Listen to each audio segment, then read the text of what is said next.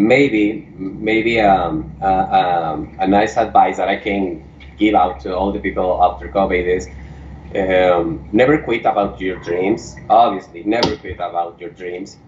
Uh, we have to remember that we have family, wife, children, daughter, cousins, and those people that they knew you that you have a dream, like anything, like play the drums or the gays or be yourself a lawyer or something like that.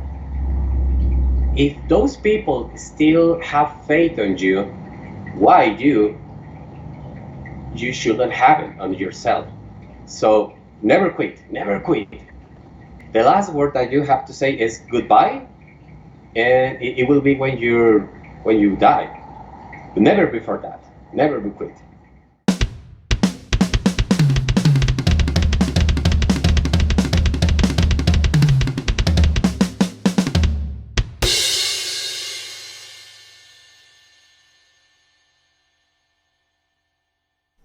Hey everyone, welcome back to the All Music Matters in That podcast. I'm your host Brian. And joining me today from Mexico, Hector Chaho. How you doing, brother? Hey, how you doing, everybody? It's me, Hector. Yes, I'm from Mexico. Yep. And Thanks for having me. we gotta excuse the background noise. Looks like Hector's in his office, and I guess he's getting a lot of traffic out there. Yep, that's correct though. Will that be the rush hour going home? Not yet. I mean, here in Mexico, I mean, specifically here in Guadalajara, Mexico, there's rush time 24/7. Believe me, there's a lot of traffic in here, and there's a lot of noises all the time. I mean, 24/7. There you can hear a lot of guys uh, and on the buses and a lot of traffic. It's a lot of hell here, believe me.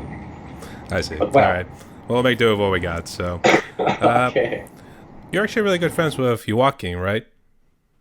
Joaquin, yes, yes, that's one of my best friends around the YouTube channels. To be honest, El Baterista Rupestre, that's his nickname, and he's a great drummer, believe me, and a great friend too. He was, and it's actually been a while since I talked with him too. It looks like he's been doing well. And I guess how'd you guys meet? I guess do you guys live in the same town? No, not exactly. I mean, he's from Ciudad de Mexico, I guess, and I'm from Guadalajara. Both state is in Mexico, obviously, but different cities. Okay, and how do we met? It was by the YouTube channel, you know. When I started my channel like 2 years ago, I don't know, YouTube started to show me like, hey, you have to see this drummer, you have to see this drummer, you have to see Brian Griffin. Okay, you have to see all these drummers, and then Joaquin, el baterista rupestre, he came out, and I start to see his videos, and that was a kind of funny thing because he was playing pretty much American songs, just like I do. I mean, and as we start to chat in English, like, "Hey, man, you're a great drummer," blah blah blah blah blah blah, and he answered me back like, "Oh, thanks, man," blah blah blah blah. And then I start to read all the comments on his channel, and I saw that he started to speak Spanish very well, and I say, "Come on, I'm from Mexico too. Come on." So the next comment that I make is, "Oye, hermano, qué bien tocas." "Oh, muchas gracias, hablas español." Yeah, see? Oh, no. And that's it. Yeah. I can understand too, because you think like, it's a fellow brother from Mexico. What am I doing here? I'm speaking English. I gotta speak my native tongue. So, Believe me. Right. That was true. That was true. yeah, Joaquin, he's a cool dude. And He's a great guy, believe me. very much. I know he's kind of gone through a lot of trouble, I guess, because of what COVID's done too. So, and we'll get into yours a little bit. Let's first start off getting to know you more as the individual and as the drummer. So I got the questions right here. Okay. Ready? Go ahead. All right. So the first one. Tell us a little bit about yourself. How did you get into drumming? That was kind of fun tale. That was a kind of fun history. Let me try to get it for you as quickly as I can. Okay. When I was like 12 or 13 years old, I was a guy who likes to skateboard, like Tony Hawk and Caballero and all those guys. I in the skates parks and all the stuff. And that was okay. Then one night we went to a cousin's house, and these cousins that I have, they used to have a drum in the basement, an underground basement, and that was a kind of forbidden to get into the basement. Okay. So as a curious guy, I open the door, I get down to the basement, and I see this drum set. I think it was a pearl or I don't know. That was not the point. The point is when I sit down in the throne, and the first thing that I did is to hit the bass drum. And believe me or not, the batter, it looks so much to the wheel of my skateboard. As a matter of fact, it looks like that. And and then when I turned to 15 or 16, I pretend to switch the skating through the music. And that's where my first instrument to come to my mind was the drums. Because I was like switching between the skate wheel and the beater. I know it's a kind of funny relationship, but that's how. And then um, one day I was reading the news and I was searching for a drum set, and this announcement it was a guy selling the drums, and they say, okay, I'm selling this Remo drum. I can take money or car audio, woofers, amplifiers, and all stuff. The thing is, I don't have any car by 16 years, but I do have a bunch of 15 inches woofers, a bunch of 12 inches woofers, epicenters, amplifiers, car stereo, and I switch all my car audio without the car to that drum set. And there's when I have my first Remo drum set with only two Zildjians, I guess. And obviously, what do you think that my mom says? Hector, you're going to change that couple of noises for another couple of noises. I was switching between car audio to the drum set. And I said like, Mom, come on. You know that I love you. And I started to play the drums at 50 and 60 years. That was a lot of time ago. Just take your numbers. I have 46 right now. I see. And I guess your mother was Funny very. his I was gonna say, was your mother very supportive when you started taking drums very seriously? I guess. Probably, I guess. Well, Okay. okay, What else? maybe every now and again, but not past your bedtime hours. So Okay, okay. And this is how I get into the drums through that weird history, believe me. I see. Start off as a skateboarder, as a. I don't know if you know the TV show because I used to watch one way back in the day. It was called Rocket Power, and these kids out of like California who are like exceptional skateboarders, snowboarders, rollerblade hockey players. They don't really do ice hockey as much. They do a little bit of it, but that's kind of what it reminded me of. I'm trying to think. It's like the Really? Rocket Power of Mexico. That's what we could probably say. Wow, that was funny. I never saw that show, but that was how it's done. I What see. can I say? I see. And your current set, I guess. What is it? Is it still the same one you've rolled with since you were 15 or 16? What brand is it? How many toms you have? How many cymbals do you have? Oh, That sort my of thing. gear. That sort of thing. Okay, okay. We were talking about my first gear. It was a Remo, and then after like 8 years, I have to get rid of that one. And I don't know if I can say this or not, but anyways, okay.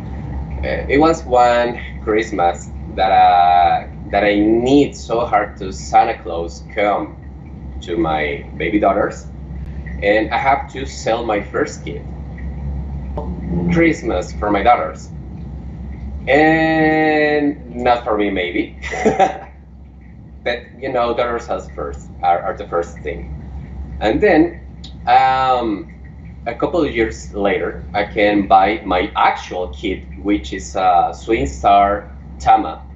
It's a basic one. It's a 22 by 18, I guess, a bass drum. I have two snares, two tamas. My toms are like the classic 12 by I don't know what, 13 by I don't know what, and 16 by 16, I guess. Sorry by the measurements.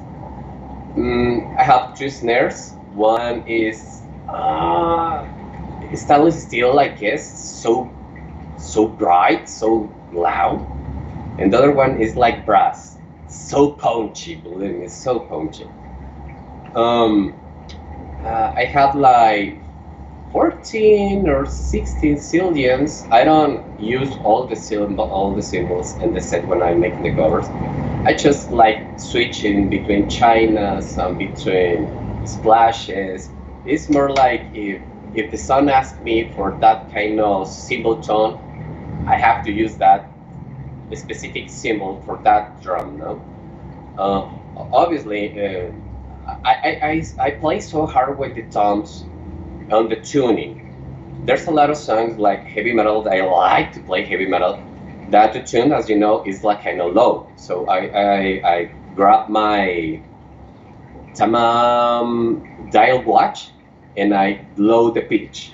Some country songs that really love country, believe me. And obviously that tone is requiring me a kind of higher tune. So once again, I try my dial clock and rise up the tone of the toms. So I really enjoy to not keep it in the same tone. I don't know why, but I don't like that. I like to be getting lower and getting higher, searching a middle set. I do the same thing with the two snares. I was telling that I don't like to be in the same flat tone of my drum set every song, every one. No? When I try to play like hard rock, I drop down the pitch of the toms and the snare a little bit, so I can get that combination, that tum tum tum tum. And recently, when I play in country, because I really love country, I try to rise up the pitch of the toms on the snare, because that's one of the things that I really try to do in my channel. I try to get close of all the artists. I mean, a lot of drummers play Yamaha, DW, Pearl, So it's a kind of challenge for me to play with the tunes of the toms and the snare to try to equalize to get to the sound of the original one. That's the whole point of my channel. Actually, let me confess something that people doesn't know. Hold on. They gulp of water first, so. Sure. Yeah, because this is long history. Making sure. Let's cut the cheese. I do not consider myself as a drummer. Believe me, I'm not. My channel is more like engineering, audio mixing in home. The only thing that I try to show, believe me, is that you don't need a kind of special long noise room, a studio. You can make it in your own room. A couple of things in the wall. I don't know the word, but muffling is like mufflings. And the only thing that you really need is a nice mic. It doesn't need to be super high yet. Nice EQ, nice compression, nice gate, and that was the whole point. Trying to show that old-fashioned drummers can do a nice song in your room. You don't need the whole studio. But I think I make a huge mistake trying to show that, and no one asked me about audio mixing and engineering. Everybody asked me about drumming, and I say like, what I did wrong. That Yeah, I was see what you one mean. Yeah, thing. And actually, if you ask me, Hector, do you consider a drummer? No. Okay, maybe I can make the same channel. I were a bass player or guitar or keyboard, but that's not the whole point because they just need a plug and wire. Is how to run 24 channels in a single room in my house with some dollar cheap mufflers in the walls and try to get that sound. And you don't know how many songs I've been trying to play, and I start playing da da da da, and I hear the shh of the airplane and the point crossing up on my house, and shit. start Once over. again, Start over. I start over once again, and gosh, it's been so fun, believe me.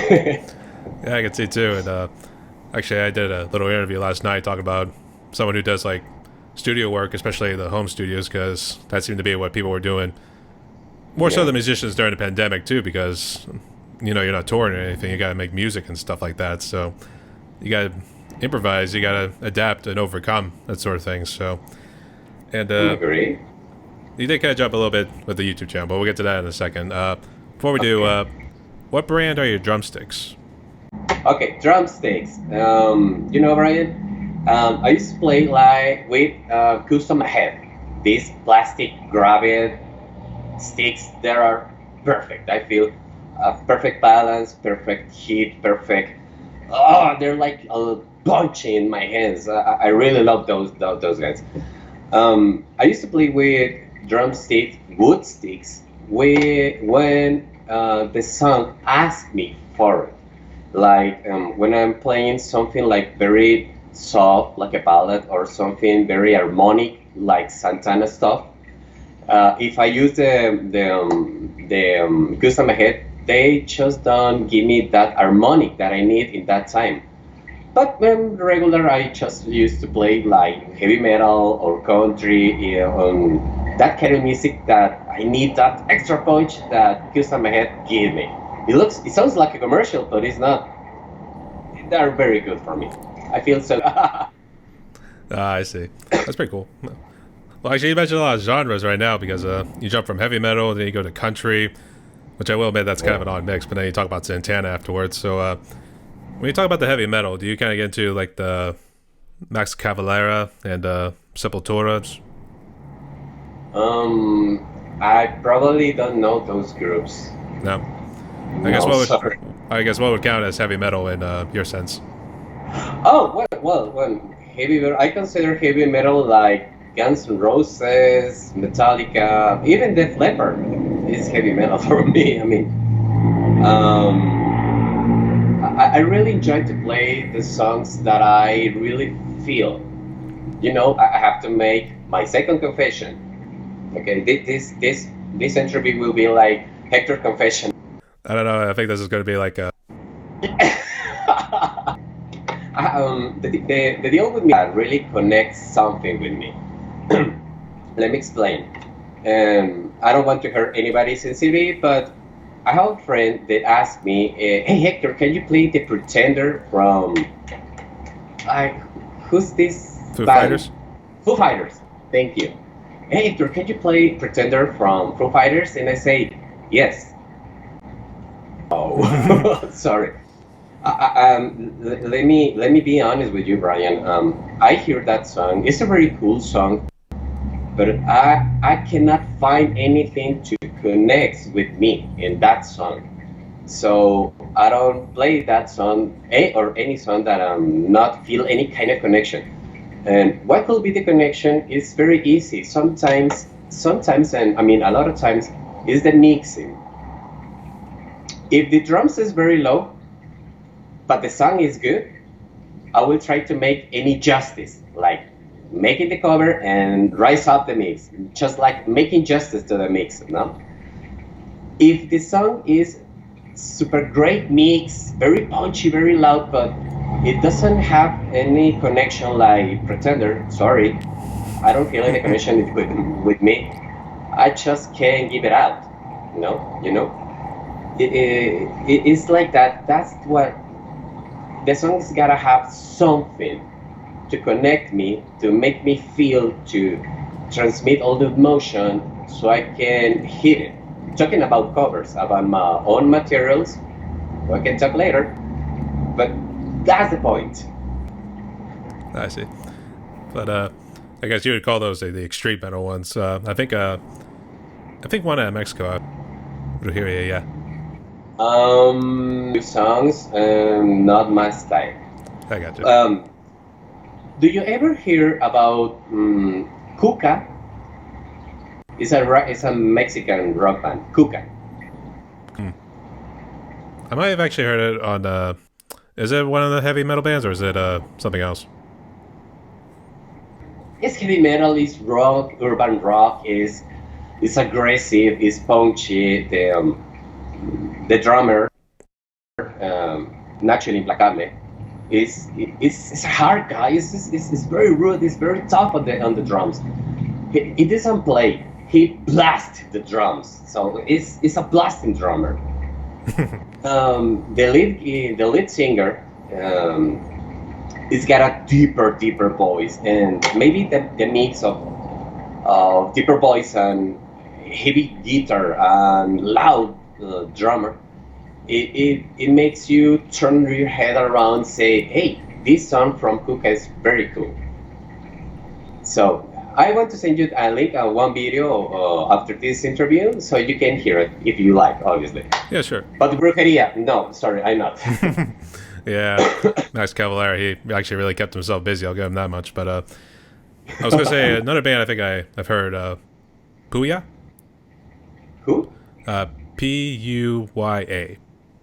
Puya. I think that's how you pronounce it. Puya. Never heard before, believe me. Right. No, I gotta be honest. I'm more like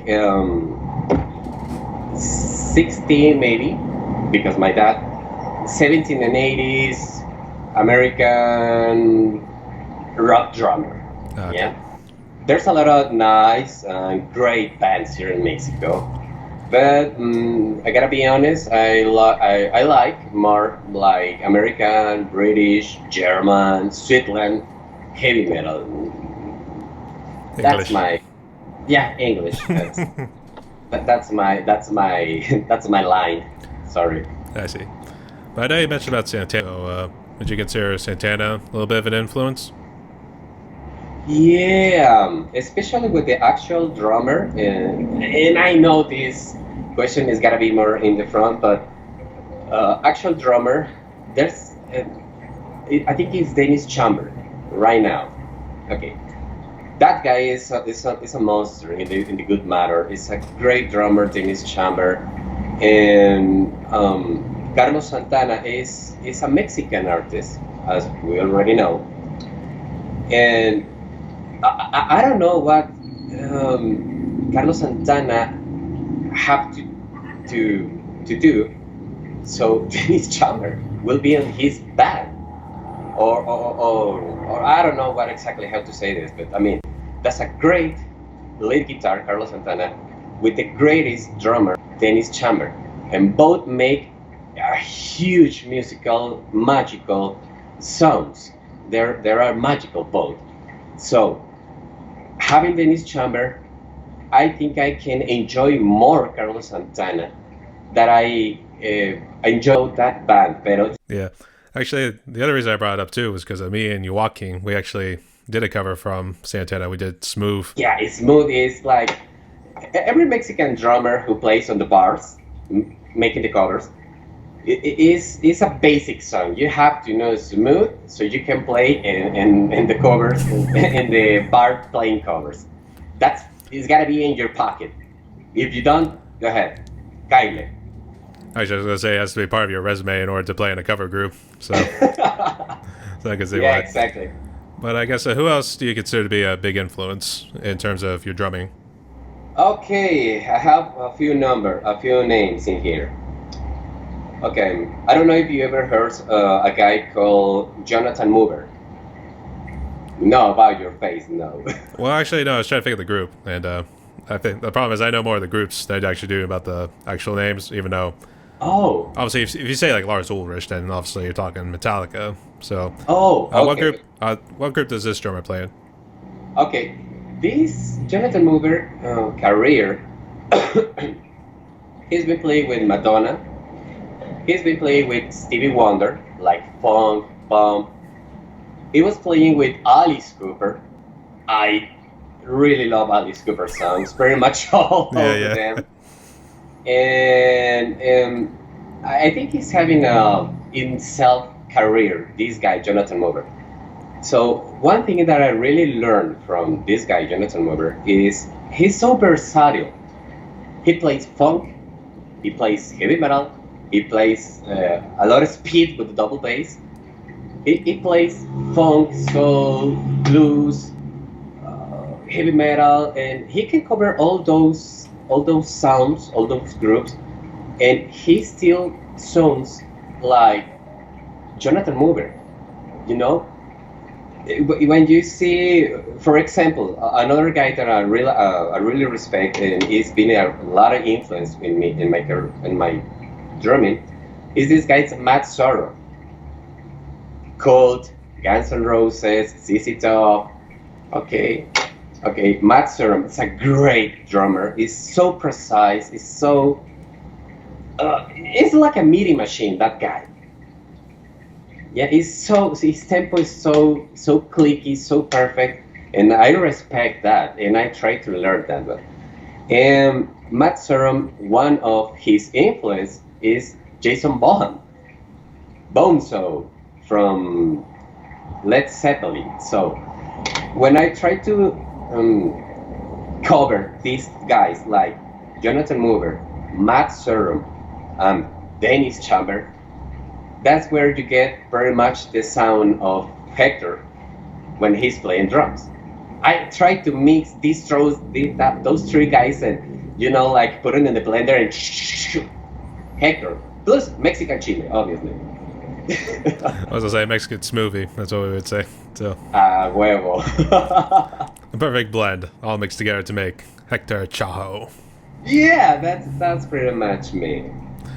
Even though we said earlier that you don't consider yourself a drummer, you consider yourself more as like a studio engineer, right? So I guess how'd you end up in that sort of field?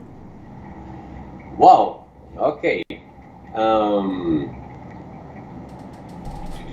okay. One of my first jobs when I have like 18 or 20 years old, I worked for music store here in Mexico by Hermes Music. It's pretty much like Sweetwater in the USA. It's the same thing. It's the same thing. But here in Mexico, it's not Sweetwater. It was Hermes Music. So I started to work at like 18 or 20, I don't remember, years old. And the first thing that I have to do is sell drums. Okay, that was kind of easy as a drummer. Da, da, da. But when I was working there, we have a kind of commission on every item that we sell. So there was a guy called Miguel that he was a master selling mixing console, EQ, compressor, all analog equipment. And always try to get more money and to rise up myself and improve myself.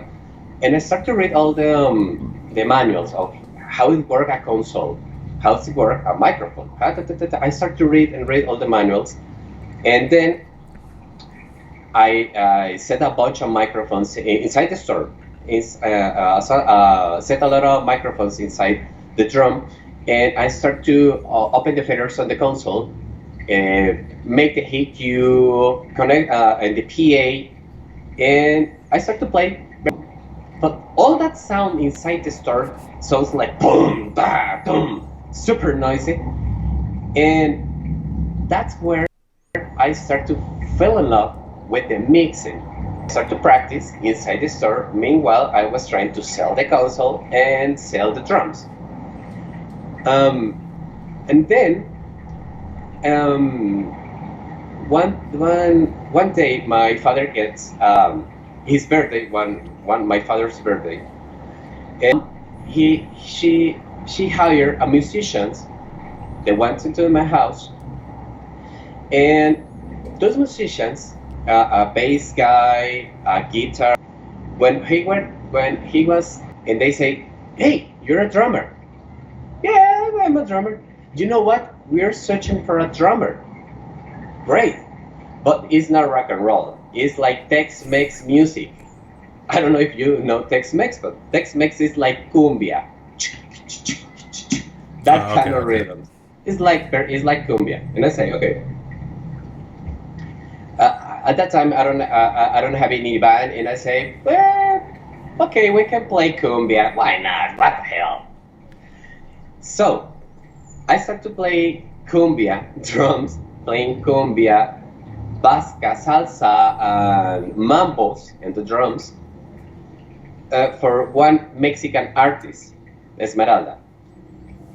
This girl,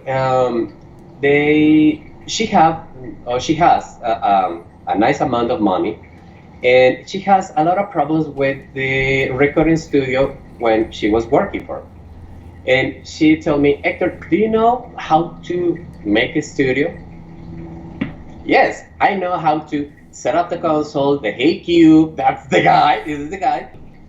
I can set up all your studio. Sure, sure, why not? So we go to the store, we buy like two mixes, interface, microphones, wire, headphones, ta ta ta ta ta ta. And we make the first studio. And that was my first mistake because she took me out of the drums and she put me into the consoles. So another drummer came out and started to play all the cumbias, but I spent like 8 years working in a studio. And I set here in Guadalajara, Mexico, I set like 4 studios. So when I set those studios, obviously I have to stay there to teach the new engineers how to mix, how to play with the gain, how to EQ, how to play with the gate, the compressor, the reverb, the holes, blah, blah, blah, blah, blah. I teach them how to mix. Then when those guys have all the mix, they send me the WAV and I make the master. I'm not so good mastering, I have to be honest, but I try to do my best. And I put it back, right? So I spent pretty much like 8 years of my life from drumming to selling equipment to installing studios to work in the studios. And that's how I get to to my own studio. Actually, to be honest, I know this is one of your questions, but I have to connect. Yeah. The question about the COVID thing. Okay, the COVID thing. Oh, the whole thing, Okay. yeah, with COVID and stuff like that. Do you want to jump into it now, or do you want to? I guess I was gonna say it was an interesting story because it seemed like it was just one thing led to another thing, led to another thing. It's like Mm-hmm. it's like the story's moving too fast. It's not meant to be. I'm supposed to know when the conflict is supposed to happen, and then we're supposed to go towards the rising action. And I don't know when we're reaching the Oh, climax. So, but there's something. Okay. Okay. but I guess What? if you want to talk about COVID, I guess how bad did it impact you and your family? Because I don't know how bad it was in Mexico during this time, and I think Joaquin kind of gave me a little bit of idea, but it looked like he was more impacted family-wise. So I guess what's your story? Okay. And the COVID thing, regarding only the virus thing, here in Mexico. Okay, that was hard. That was hard. Because a lot of people, and actually, it's not a joke. It's not a lie. A lot of people lose this job, and some other people start to make like home office. And but yeah, pretty much like 80% of my friends lost the job. Like 10% they pass away. we have some downs here and on to the stupid COVID thing. But well, okay, we have to rise up and set up again, no? Regarding about my family, my parents, all that, they're all are okay. We read, like everybody else, just keep in home, wear the mask, clean your hands with alcohol and all the stuff. And we try to make that steps like the government say, so we can so won't be sick, and it works. It works so fine. But thanks to the COVID, thanks to the COVID-19, um, I recollect all that experience like drumming, selling, mixing, and with all that time seated in my house making home office, and I say like, what the hell? There's a lot of drummers because you're playing in the YouTube. You start to see a lot of drummers who play drums, and I start to see like this is playback. This is GoPro audio. This is a really good mix. And I say, hey, what the hell? I know how to mix. How to mix. I know what gear I need to buy. I am pretty much a lot of time here in my house, so let's make it. And I start to. I take my drums. It was inside the bags, the carry-on bags, very dusty, because I stopped playing like 10 or 12 years. I quit playing, not at the COVID because I get married, I have to pay all the bills, like every man does. So when I settled down and the COVID set us down, I grabbed my drums out from the bags and I start to tune it once again. I get into the eBay and set microphones, set wires, interfaces. Yes, I start to make my own studio, and I remember when I started with 16 channels. I guess I started with 2 interfaces like 2 years ago, and pretty much it was thanks to the COVID that I reunite with one of my biggest passion from high school, playing the drums. One of my biggest, just married, beginning passions is working in the studio, and I mix it all together, and I make Hector Drums Studio. That's also the perfect YouTube channel too. Yeah, exactly. But I guess, yeah, go ahead. Talk about YouTube channel. I guess. So when did you start it? Was it right during COVID too? Yeah, that's correct. I started my YouTube channel during the COVID pandemic stuff because I feel like kind of bored, to be honest, and I was pretending to not to show how good drummer I am because I'm not. Let's make that clear. I'm not a good drummer. I'm trying to improve myself every week, every cover, every song, and that's what I try to cover all that styles like Santana, like heavy metal, like ballad, like country, because I really try to improve myself as a drummer. I learn and I try to replicate what I learned, obviously. But yeah, answering yes, my channel came from the COVID thing, and that's it. And actually, this kind of ties in because normally I never really like to say it, but back in my earlier interviews, I would always say COVID did give you some sort of blessing in disguise, and that's what I did too. So it kind of combined your passion and your old flame, so to speak, with drumming. So you're able to make two and two together, and then there you go. So yeah, exactly. Yours kind of seemed like a little bit like a diary of some sorts, but it seems like you do more of reviews and other stuff in terms of audio engineering. I guess, what other videos do you do with your YouTube channel? Actually, I'm not doing any other kind of stuff right now because, to be honest, I pretend to take this channel to the mixing, but I think I made it wrong. 2 years later, I mean, right now, where the people think that I'm a good drummer. I think I'm going to start to make another kind of subdivision and how to make a nice mix, a great sound. If if people consider that I make a great sound, I'm going to try to make that kind of subdivision. Yeah, inside the channel, I'm going to reopen a subdivision calling making mix justice, and I'm going to grab those nice songs from 17. There's a lot of good songs where the drum is no longer there. Like there's a lot of songs from Twisted Sister.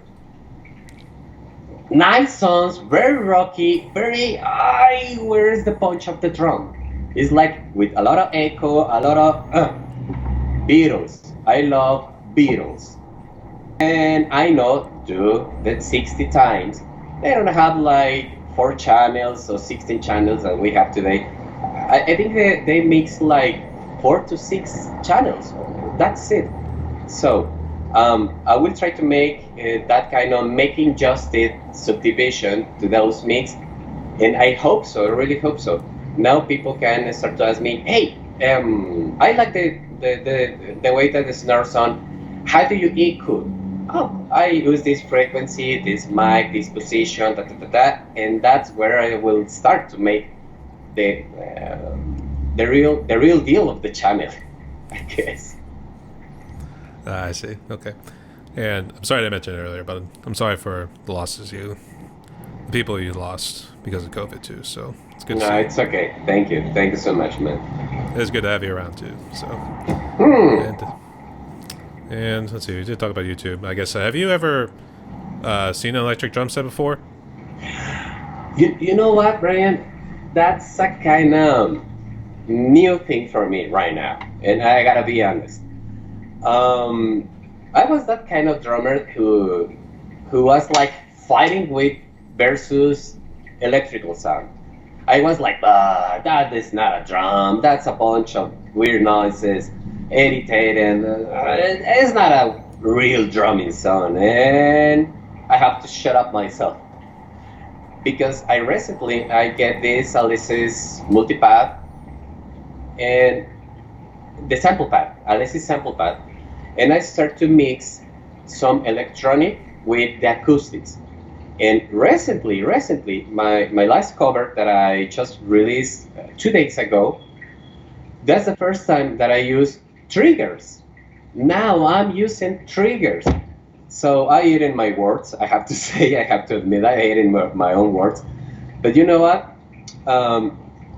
Mixing acoustic and electronic drums it's a kind of magical stuff because you can have like from 4 options to 1,000 options of the sounds, and there's a lot of songs that really ask you for a clap, a shaker, pandero. I don't know how to say in English pandero. A lot of acoustic sounds that my 5-piece skip just one I just can't make it. So if I want to make any kind of song like the original one, I have to use triggers and electronic.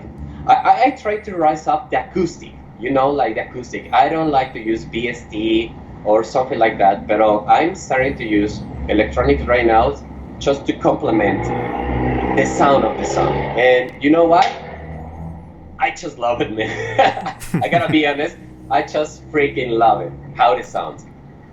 Yeah, I can see why. And Pio normally said it's based on feel, so that's why they always go for the acoustic sets.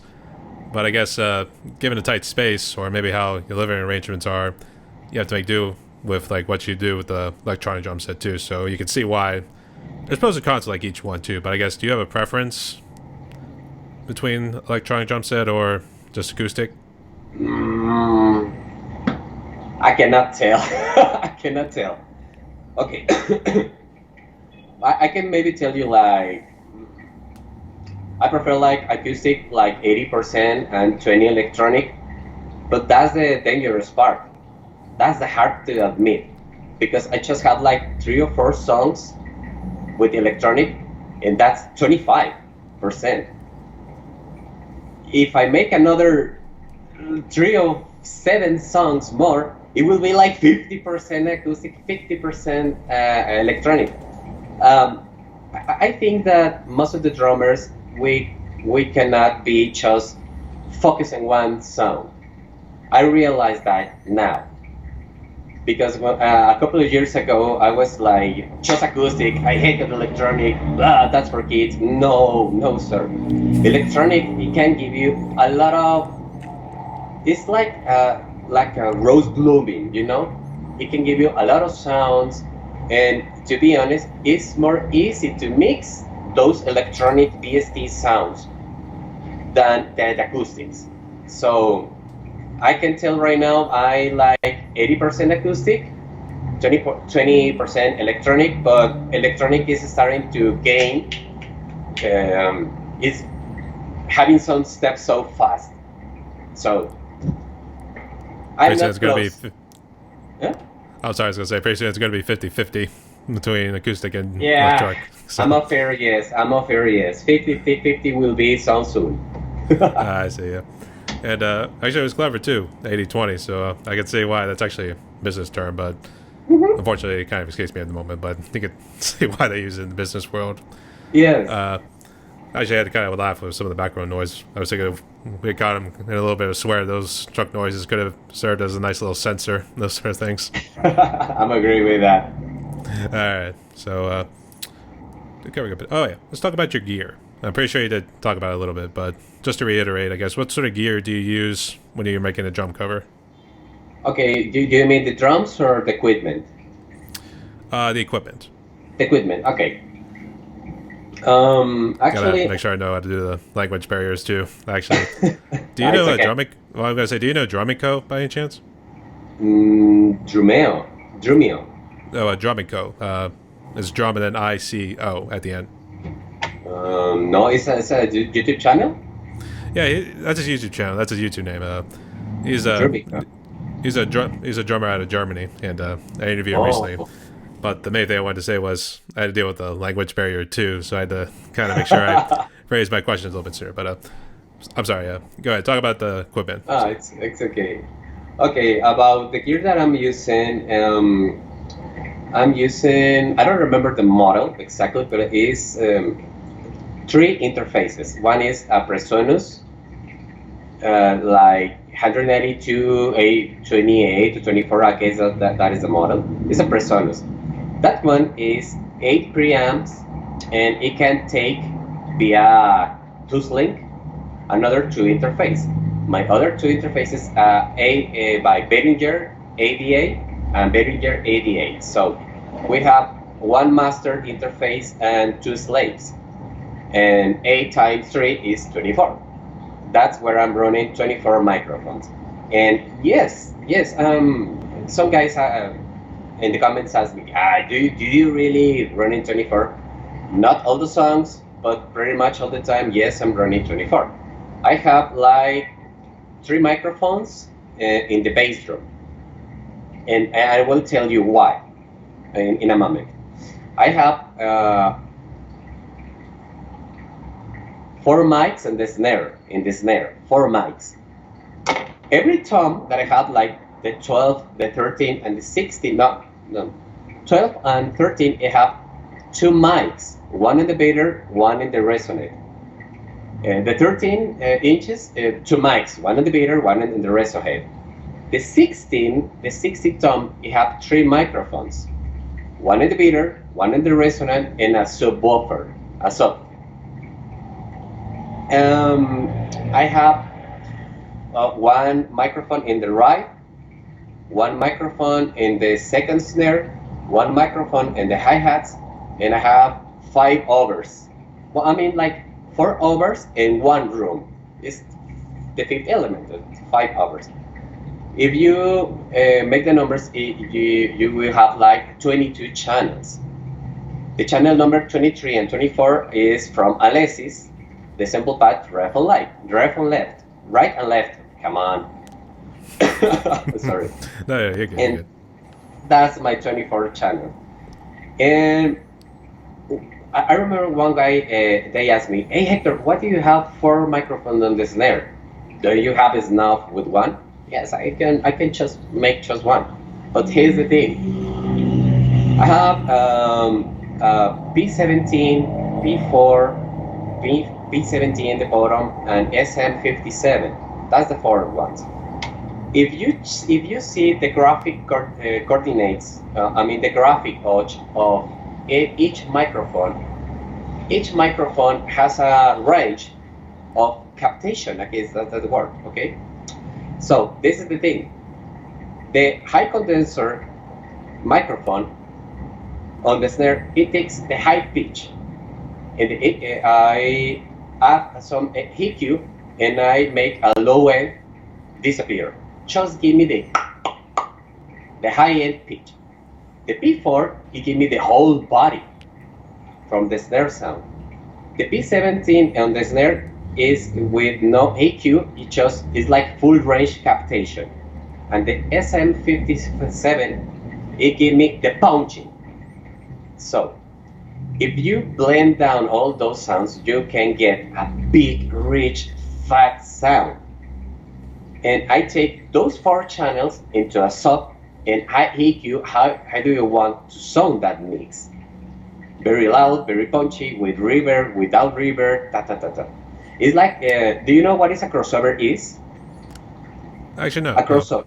No, I Okay, guess so. Go ahead. Walk us through it. okay. A crossover is a thing that can receive a full range sound, and they split it like from 20 hertz to 2500, I guess. It will be low end. For 2500 to 5 or 7k, middle range, and from 10 to 20, high end.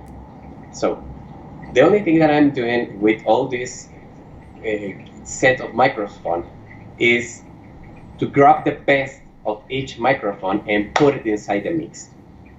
If the SM57 can take very well the high end, that's where my P17 get it into the mix. Yeah, I'm like making a kind of crossover of frequency inside the mix with several microphones. That's the deal. Weird, huh? Weird. I don't know, but man, actually, when I was trying to do my own little home studio way back in the day, I was kind of using YouTube, that sort of thing, to kind of serve as my guide. But needless to say, it helped in some regards, but not a whole lot too. So a whole lot of things, it's a lot to take in too. Unfortunately, I got absorbed a lot of knowledge. So I think when I ever watch this at some point, I'm going to have to use this as my own little study guide. So, so I see. Okay. That's a lot too. And that you learned all this from experience and also from. I miss the individual's name. I know you mentioned him earlier, who kind of helped you out in terms of how to do the audio and stuff like that. No, pretty much it's been me, myself, and I. Oh, I see. Okay. You know, I thought you did mention somebody earlier, but I think he was just. Oh yeah, that's right. He was one of your work buddies, and he was at the time Okay. he was the head honcho, or I guess the big guy who knew how to sell a lot of things. So. Okay, I have to admit, okay, one of the guys, Memo el Cubano. Okay, maybe you don't know this guy, but this guy, Memo el Cubano, he was a audio engineer who works with Gloria Estefan. When Gloria Estefan has this band called Miami Sound Machine. Okay, this guy, I have I have the fortune to know this guy, and he was the one who teach me how to use Digital Performer.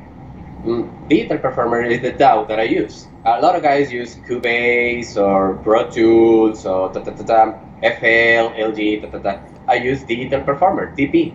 So that's my gear. Actually, that's a new one, yeah, because actually I use Logic, and I think some other people I've interviewed, they've used Logic. A couple people actually have used Pro Tools. I think I might have interviewed one guy last night who said he actually uses Ableton. So Very good one. each one of them has the pros and cons in some way, but it seems like some are a bit more expensive than others. So I mean, at this point, it's like take your pick and then stick with it. Don't just jump between each one. So Yeah, we have to be honest. All the software, they make the same thing. They all do. One click here, maybe Ableton had it there, maybe this fade here, Pro Tools have it there. But let's be honest, all DAWs are good. All DAWs make the same thing. And the perfect answer for the question, which one is better, is the one that you know the most. That's it. That's it. Also, that I was using Apple Computer. It just seemed logical to actually get Logic. So Yeah, it actually was that's the good. cheapest. I think Logic feels like the cheapest. I don't know how much Cubase, FL, or any of those other ones are. I think Yeah, each one's like vary between like 300 upwards. I think Pro Tools is like 800 to be honest. So you can see why. yeah, But expensive one. I guess given all the stuff you also mentioned too, I guess what sort of advice would you give to people who want to like take up something similar to like what you're doing? Oof, okay. Any advice? I think I'm not the perfect person to give any advice, but I can maybe let you know that if you have this kind of small dream to play the bass or guitar, drums, go ahead.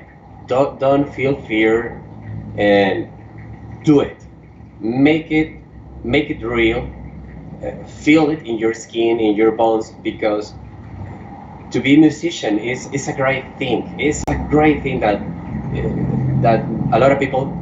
That I know a lot of people who tell me, oh, I wish I could play the drums just like you.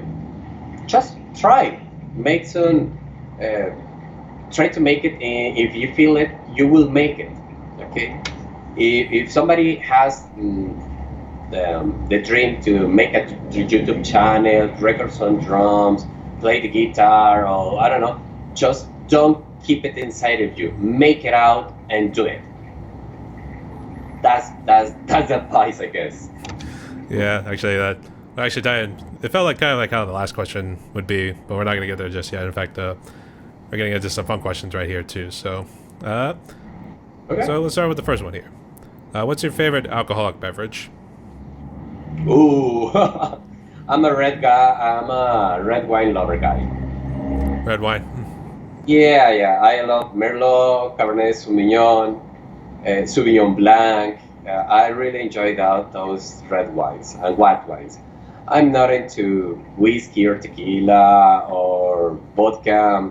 I'm a red wine lover, to be honest. I guess do they have any tequila fields close to where you live, or they like more up Yeah. north in No, no, no, no. There's a location here in Jalisco. Jalisco is the state. Mexico is the country. yeah. Inside the Jalisco state, there's a city called Tequila, and obviously there is where tequila is made. And I gotta be honest, it's like 45 or 55 minutes from home, and I never went to a tequila taste, and I have it so close to me because I'm not into tequila guy. I mean, I'm not into it. Actually, yeah, my dad was the same way. He never really dug tequila, so No, you're no, at I least in the can same get ballpark. So I drink so I can get drunk so fast when 2 or 3 shot tequila. So please no, not for me. oh no, we had to drag Hector all the way back to his studio. So it's either that or it's a bad hangover afterwards. So I don't know if Yeah, you ever seen the movie Hangover. that would be the first. I don't know. I think if I drink just half a bottle of tequila, if you feel me, it will be worse than the Hangover movie. It will be worse in my case. It will be Okay. worse than the movie. Okay, fair enough. But I guess do they have a lot of wineries down your way, or I guess is this more like a imported sort of wine that you get? I prefer import Chilean and Argentina. Oh my god, they're sweet as hell. Believe me, I prefer Chileans. Okay, fair enough. And I guess non-alcoholic beverage. Which one is your favorite? Water, Oh, that's what you've been drinking. Oh, I thought you were H2O, doing a coffee lot or of something. water. Oh yeah, yeah, yeah. Okay, I gotta be honest. I'm a coffee lover too, and one of the best coffee that I like to taste is a Mexican one, and it's called My Tierra. It's like say my land. Café Mi Tierra. It sounds like a propaganda or something, but it's not. It's a Mexican coffee and it's really good. And obviously, Juan Valdez. It's gotta be that one because it's a Colombian one. Is one of the best.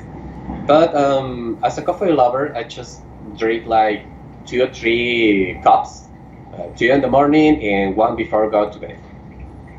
I'm surprised you're actually able to sleep then if you take one before bed. You So, know what? You know something, and you know one thing.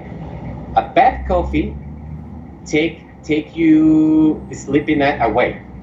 A very good coffee lets you sleep. That's very interesting thing. that's the power of a Colombian coffee too. Believe me, it is. Yeah, that is right because they're actually known for the coffee beans, and I know they export a good bit to the U.S. as well. So Yeah. I just know that. Well, actually, I don't know how I know that because unfortunately I'm not much of a coffee drinker, but I think I just read it in the news one day saying Colombia, Yeah, big exporter of coffee beans. So there it's you go. very good, very tasty, very good Colombian coffee. Thank you. Actually, Starbucks thanks Colombia for the coffee beans and all that stuff. Okay, Yeah, correct. there we go. And I guess get into drum covers you done. Was there one that was very hard for you to play, and did you either give up or come back later to finish it? Oh, damn it. I don't know, but maybe this answer will be all like a lot of drums nightmare. Rosen from Toro. That I mean, Rosen from Toro is a great To- song. Toto. Toto. Okay, yeah. Yeah, Jeff Porcaro, drummer. This guy, especially this one, is being so hard for me. Believe me, and I gotta be honest. Confession number 3, and this is the last one, I guess. If you see all the drums cover that I make, it's because maybe I start to try to play Rosen from Toto, and I just cannot beat that one, and I record the one that I get up into my channel. But every time that I try to make a new song, I always start with Toto. This shuffle that Porcaro make from Purdy and then Porcaro shuffle is a kind of hard for me, and I gotta be honest. I feel so jealous. I make myself a jealous guy when I see a lot of drummers in YouTube make it so easy, and I say, gosh, why I cannot do it that? I really cannot make that shuffle, and I quit and I quit and I quit and I quit. But maybe maybe one day we come out with the surprise Hector Drum Studio playing Roseanne by Toto. Take 20. And maybe it will be at 2028 or maybe 2032 year. Okay. But someday I will try to do it. I will try to do it, and I know if I do it, I know I will get a lot of hate. Like, hey, that is not the right way to make it. I hope those guys in the future will drop some hate, will see this video right now, because I really will try. I really will try to make my best, because that song is a huge challenge for me. I don't know for you or for the rest of the guys, but for me, it's a challenge. That's a challenge, a real drummer challenge. This guy ties it earlier where And now we struggle trying to yeah, understand each other in terms of like the words we're speaking, but that's a language barrier fault right there. But I realize what you meant too. Toto, yeah. Roseanne, yeah, that was a Spiro drums. Yeah, I had interviewed him a while back, and he said he tried Roseanne too. So, it's a hard one. It's a hard one, believe me. so I can see why. Yeah. And one answering the question, one of the songs that I really enjoy the most, okay, is from Illuviate, Rose for a Poma. It's in my channel. Oh, okay. So aggressive, so punchy, the letter, the tones. I really love that song. I really enjoy that one. I was trying to. I don't know. Do you ever see like Saturday Night Live, for instance? I guess one or two, yes. It's little comedy skits they always do back then. Well, Yeah. they actually still do, but one of the ones it was doing "Don't Fear the Reaper" by Blue Oyster Cult, and the actor Christopher Walken's coming in and he's saying like, "I got a fever and I need more cowbell," that sort of thing. So, so I was just, Or cowbell. well, in your case it would be more drums, so I need more snare or I need more tongs. Just need those microphones Yeah. in the right spots. So Yeah. Exactly. I see. Well, I try to do my best with the gear that I have. I really try to do it. I see. Let's get to TV a little bit here. Entertainment. You have a favorite Okay. movie? Movie. Okay. Fast and the Furious. Oh, I'm a car guy too. It was also like that wasn't meant to be my answer. No, it was something else. But that's kind of the way I took it. But which Fast and Furious is it? No. All of them or? No, I make that because one of the instructions that you made is just be yourself. And yes, myself. I'm a car guy too. I'm a biker too. So Fast and the Furious is one of my favorites movies because they really, I mean, in the first movie, the first and the second, they really show up how a car race is. And sometimes in my free times, I like to run the quarter of mile. I really enjoy to run my car. I enjoy to feel the boost of my turbocharging hitting my engine. And I'm a nitrous guy too. And I really love to race. And one thing that is bad from racing is if you got a heavy foot, you can break some piston or valve, or you can blow your head out. And one of the things that I make the weekends do is get down all my head, change the valve, change the piston rings. I have my own workshop, and I really enjoy to do some mechanical stuff on my cars. So, because that's where I took one of the parts from Fast and the Furious movie into my real life. Those guys, they blow engines in the real life. So I make that thing, the same thing, and I really enjoy to fix it. That's it. Parking lot right there, just going all over the place. Yeah. Yeah. You fix it, you run, you broke it, you fix again, you broke it. That's infinite. Yep. Actually, I would just be like, that's where they would make the infinite sign. So yeah. Yeah, that's my side too. I guess. Did you have a favorite TV show? Not to be real, to be honest with you, I don't have any favorite. I just okay. It was this TV show, and I think it's over right now. Do you see these Friends? Oh yeah, Friends. I've seen a couple episodes of that. Ah, Actually, okay. believe it or not, I thought you were actually going to say Breaking Bad since they. No, Breaking Bad. Yeah. I really enjoy Breaking Bad, but the most recent that I saw was Friends, from pilot to the final. I mean, it's in Netflix, I guess. So, but Breaking Bad, one of the huge. That was a good one. Interesting. And the second movie is El Camino. Great movie too. Oh, I was trying to remember the actor in El Camino. Yeah, that's right. I actually did see that. It was a. Well, it's Brian Cranston. Walter White is Brian Cranston. Yeah, I know Bryan Cranston. Yeah, and I forget the name of the second one, the blondie guy. Oh, later. I don't know. I think you're taking too many names, and you know what? It should be a name I know for El Camino too. I know people are gonna hit me for it. Just a bad brain fart right now, people. I had a long day, so don't Me judge too. me. Sorry about that. Sorry about that. Me too. No worries. I do remember actually seeing it, and it was good. So I'll just It was really good. And I guess, do you have a favorite song you've been listening to a good bit? Any favorite songs? That what? You've been listening to a lot, I guess.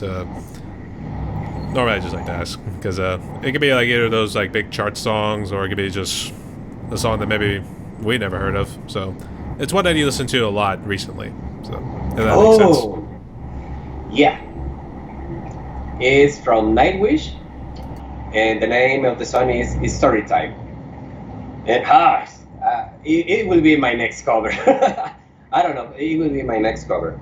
But that story time from Nightwish, it's got all the things that I love. It's punchy. It's loud. It's got a nice chorus. It is the lead singer at that moment was Annette Olson. It's not Flor Jensen or Tarja Turner. It's Annette Olson. She's a great singer, and all the material that Nightwish Gate make with that lead singer was great. So the song that I'm being listening so often is Storytime, and I think it will be my next cover. I hope so. That sounds good. All right. Best of luck to you then, mate. I guess, we're pretty much down to the last question right here. I guess, did you have any questions for me or any other words you want to say before we jump into it? No, okay. I would like to thank you, Brian. Really, honestly, I know this is the second time that we try to make this interview, and I really appreciate your time, and I really enjoyed how your channel is pushing a lot of more drummers in the world.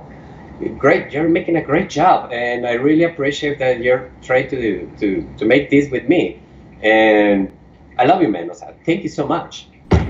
No worries, amigo. And speaking of which, the first time we had tried to, that day actually I had another drummer out of Michigan I was trying to interview, and then I was hoping to get you, but I guess whatever came up, it was like work, family, or whatever it was, and then we we put it on the back burner until now, so it was a little unfortunate, but we at least got it to work out in the end too, so thanks for coming on. No, Hector. thank you for having me here in your channel. I very enjoyed this time, and sigamos adelante. Let's keep on rocking. Not yet. We got one more question. So, Okay, venga. So the last question, given what COVID has done, and this is a question I always like to ask, what sort of message of hope could you give to musicians and people out there who are perhaps trying to at least get back to whatever they consider normal? Whoa, that's a hard one. I don't know if I get this question very good, but how do I see people after COVID? Okay. It's more meant to be the, how to phrase it, I guess, yeah, they're trying to give some sort of message, like, keep going. And, like, because people, you kind of even said, like, because of COVID, a lot of people lost their jobs. Maybe they didn't get a chance to get rehired or something like that. So it feels like people need some sort of hope to like keep going. Otherwise, you could just lay down and just end the story right there. Otherwise, you just have to keep struggling through it. So I guess, what would you tell those kind of people? Okay. Maybe a nice advice that I can give out to all the people after COVID is never quit about your dreams. Obviously, never quit about your dreams. We have to remember that we have family, wife, children, daughter, cousins, and those people that they knew you that you have a dream, like anything, like play the drums or the gays or be yourself a lawyer or something like that. If those people still have faith on you, why you shouldn't have it on yourself. So never quit. The last word that you have to say is goodbye, and it will be when you die, but never before that. Never be quit. Maybe that. That works. Spoken like a true prodigy. So. Oh my goodness. It worked though. It's all right. Okay. Normally, sometimes yes, it can be a little cliche, but regardless, I think it's still good to like get it out there. So I think it really causes the interviewee to really think in depth in some sort of way. So Yeah. all right. So Hector, we reached the end of my podcast, and we've talked for actually a good little bit of an hour there, outside of a couple of bloopers here and there. So I'll make sure to edit those parts out. But I guess you got any shout outs or any last words you want to say before we close? I guess not. Just like I tell you before, I really appreciate all your hard work that you're making in your channel. I really enjoy your covers too, believe me. And the way you're making this kind of podcast, man, you're helping a lot of people to know each other far behind the drummer or the engineer. You're reaching people with people, and that's very good stuff. Thanks, mate. And shout out to Joaquin Villanueva. And I hope I always pronounce it wrong because my Spanish is not very good. El baterista rupestre. El baterista rupestre. And you have to forgive me because my English is not as good as yours, but well, I try to do my best, believe me. I did too, and like I said, it was because of language barriers earlier. So some words, if I did look like a little confused here and there, it was just because I was having a hard time trying to decipher it in my brain there too. So no fault of yours. It's just how it goes. So it's okay. I get it. All right. So shout out to everybody and all the musicians in Mexico. Maybe one day we can get them somehow all on here. One at a time. Can't do it all. One at a time. Uno a la vez. All right.